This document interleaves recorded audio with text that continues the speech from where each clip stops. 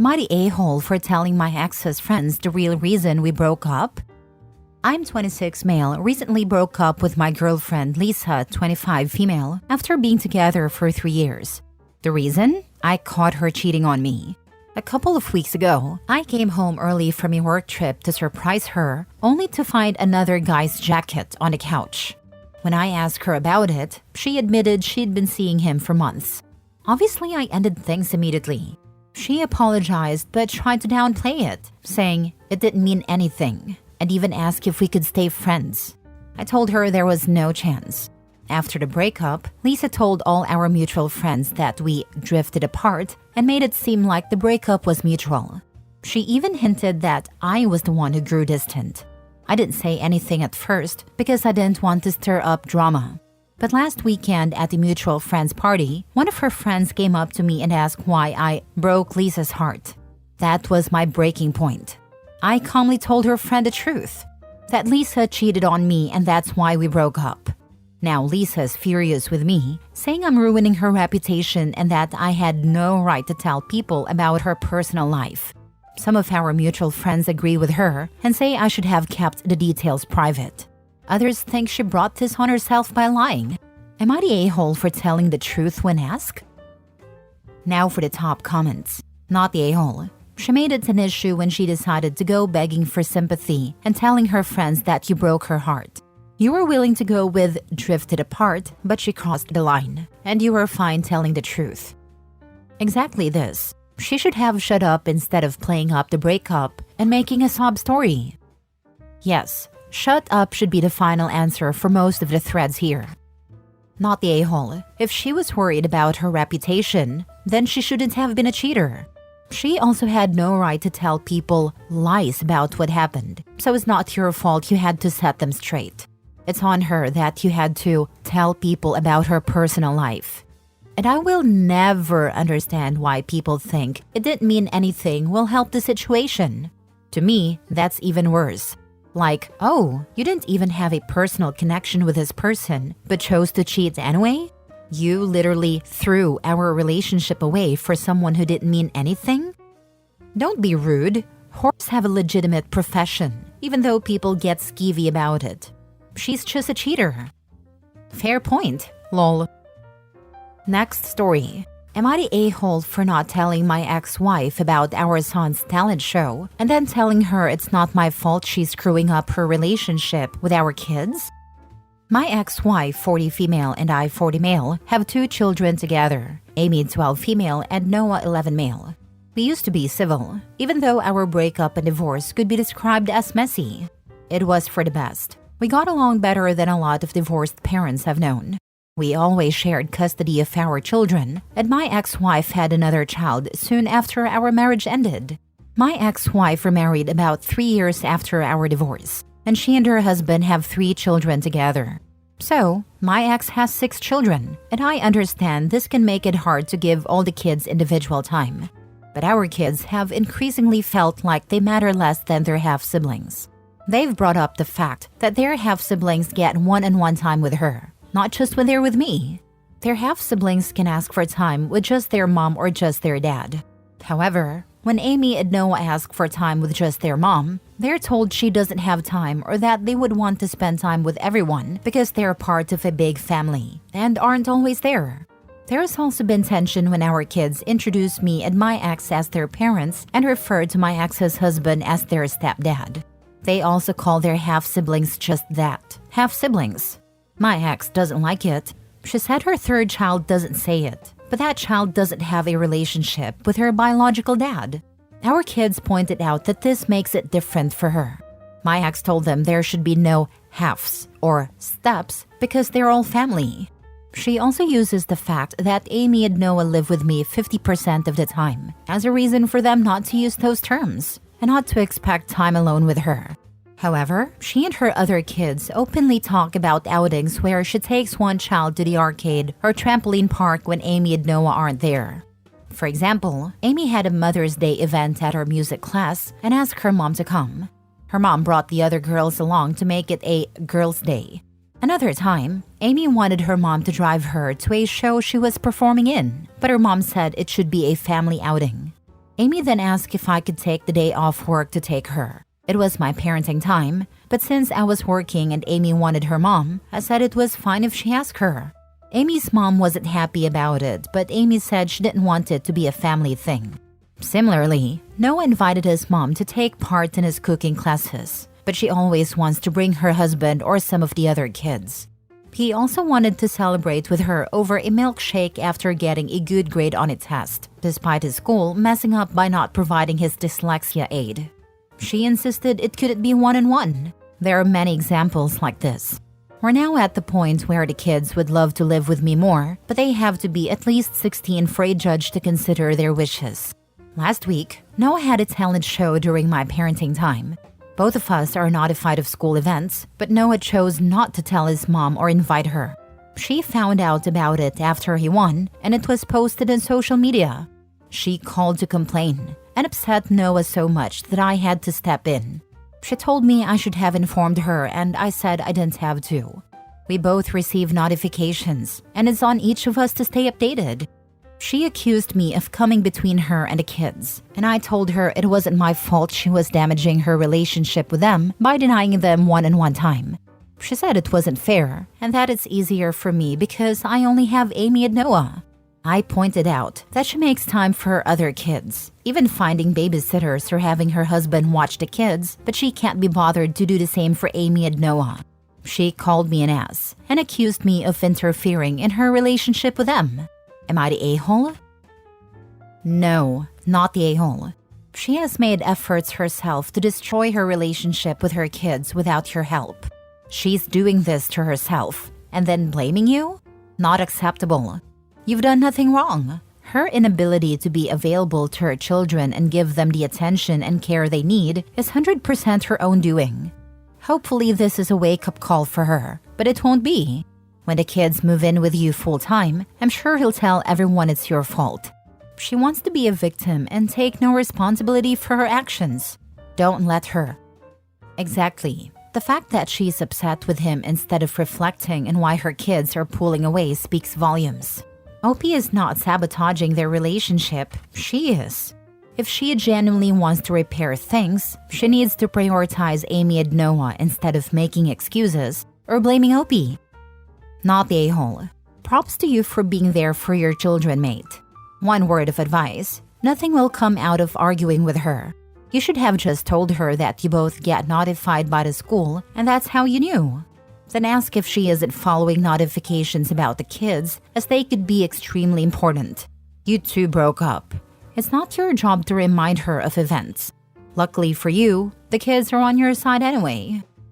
It's not your duty to make sure she's in the loop. If she's not following up, that's on her. You're already doing more than enough for your kids. Next story. Am I the a-hole for becoming a stay-at-home parent when I did not support my ex being stay-at-home? I, 33 male, share a 3-year-old son with my ex, 29 female. We broke up before our son was born.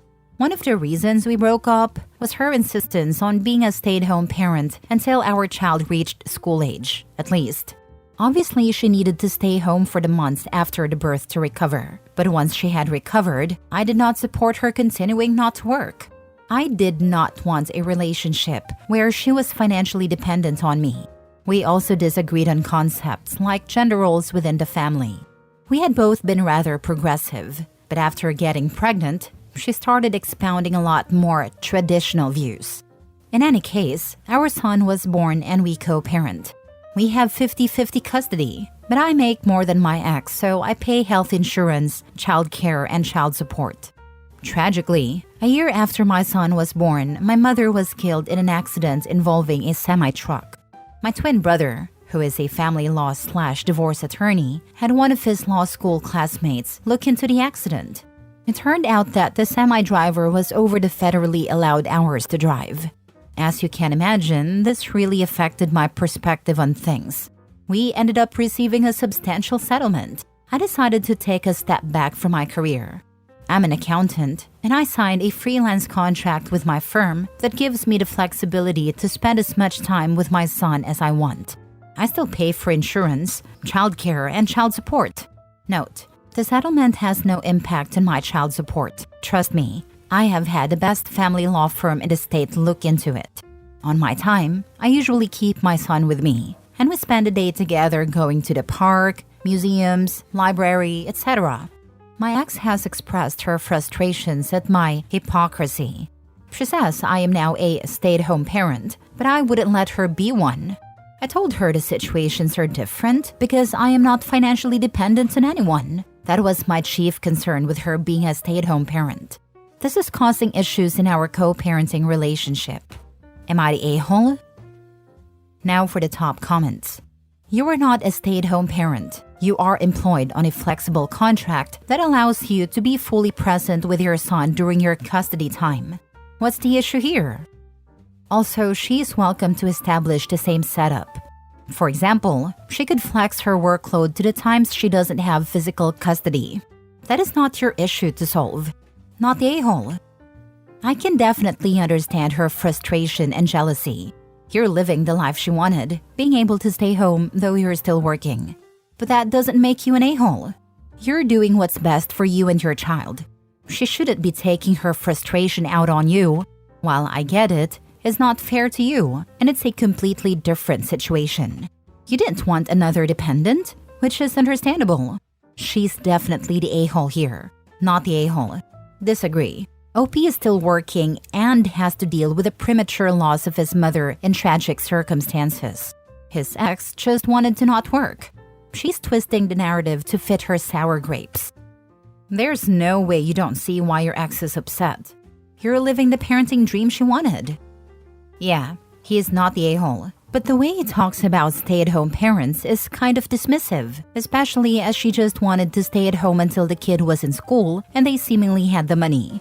Low-key getting the vibe he implied she was a mooch or something, hence her anger. Next story. Am I the a-hole for not selling my car even though my fiancé refuses to sit in the front seat because my ex sat there? Hi everyone. I'm 27 male engaged to my fiancé 26 female. And while we're preparing for our wedding, something recently came up that's left me confused and conflicted. I want to know if I'm in the wrong here or if her reaction is unreasonable. Here's the issue. My fiancé refuses to sit in the front seat of my car because my ex used to sit there. She says it makes her uncomfortable and feels like she's taking what someone else's. Instead, she insists on sitting in the back seat whenever we go somewhere, which honestly feels strange to me, like I'm her chauffeur. I offered to sell the car if it truly bothers her, but she told me not to because it would feel like she's forcing me to do something. However, she still won't sit in the front seat and avoids interacting with anything related to my past relationships. This is part of a bigger pattern. She's mentioned multiple times that she doesn't want to do things I've done with my ex, like cuddling on a couch during a movie or visiting places I've been to before. I've tried to be understanding of her feelings, but I'm starting to feel like I'm being held responsible for my past, which I can't change. It's also confusing because she keeps in touch with her own ex, occasionally texting or calling him, which I have no issue with as I trust her. Whenever these situations come up, she tends to withdraw emotionally, avoiding physical affection, not saying goodnight, or being distant. While I love her and want to work through this, I'm starting to feel like I'm walking on eggshells around her emotions, especially when they tied to things I can't control, like my past. She sounds emotionally immature. Honestly, I would hold off on marrying her until she has some serious therapy sessions under her belt, not the a-hole. This is what I came to say as well. She sounds like she needs a whole lot of therapy to sort out her relational problems, insecurities, double standards, and obsession with your ex. Good luck. Not the a-hole. This is controlling behavior. Stop playing her games. If she won't sit next to you in the front of the car, then don't drive her anymore. Ultimately, this relationship isn't going to work out. It would be messier and more expensive to get a divorce than to choose not to marry this woman in the first place. Even if you don't want to end a relationship, you should put wedding plans on hold and get couples counseling. Thank you so much for your advice. I'm seriously considering calling off the wedding. When I spoke to her about it earlier today in another car, not the one my ex sat in, she dismissed my concerns, removed her seatbelt, and started screaming at me during the argument, saying it's normal. She doesn't contribute to practical matters like wedding or honeymoon planning, and instead compares me to her dad, expecting me to take care of everything. She minimizes her toxic behaviors, blames PMS, and rarely apologizes. So yeah, listing all these out has really helped. Surely you want to marry a best friend and partner, not an enemy. You're set up for disaster and your life will probably become a nightmare. Leave while you can. Last story. Am I the a-hole for refusing to let my stepfather walk me down the aisle? Backstory. My father died when I was 12 and my older brother was 17.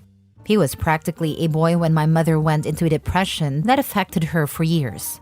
My brother stepped in and took care of us. He helped out around the house and helped me with school while my mother was getting treatment. He basically became my father figure. I didn't want him to grow up so fast, but I was just a little girl who had just been orphaned. There wasn't much I could do. Time skip. Now I'm 26 and my brother is 31. My mother got better years later and met a guy named Adam who seems really nice, but he can't have children biologically. That's why his wife separated from him years ago. The problem is, I'm getting married in 2 months, and my stepfather insists on walking me down the aisle because it would be the only chance he has to do something like that. However, I really want my brother to walk me down the aisle because no one deserves this more than him. Now half of my family is on my side, and the other half says I should go with my stepfather because my brother would look aesthetically weird next to me since we're close in age. What do? Tell everyone to go F themselves? Lose the chance to have my brother walk me down the aisle? I don't know how to talk to my mother because she isn't very mentally stable anymore. Possible relevant info. Mom 55, stepdad 55, and they've been together since I was 20. The weirdness of telling an adult you didn't even know as a kid that you want them to be a centerpiece of your wedding day is, weird. Really weird. Like you've only known this dude for a few years. That would be aesthetically weird. This is just some weird boundary stomping. I have taken your thoughts and feelings into consideration. I will be continuing with having my brother, who acted as a father to me in my formative years, walk me down the aisle. I look forward to enjoying the day and consider this conversation closed. And then shut it down. Anytime it's brought up, hand up, walk away, or don't respond to the text. Because this is just weird behavior. Not the a-hole. Honestly, it's just uncomfortable. I don't hate him or anything, but he can't idolize me as the daughter he couldn't have. That will just make things worse for everybody. I'm not trying to create drama. I'm sad. I just want everyone celebrating. I've put a lot of effort into my wedding, partly because I want to start fresh and build a family after everything that happened. But nobody besides my fiancé seems to understand that.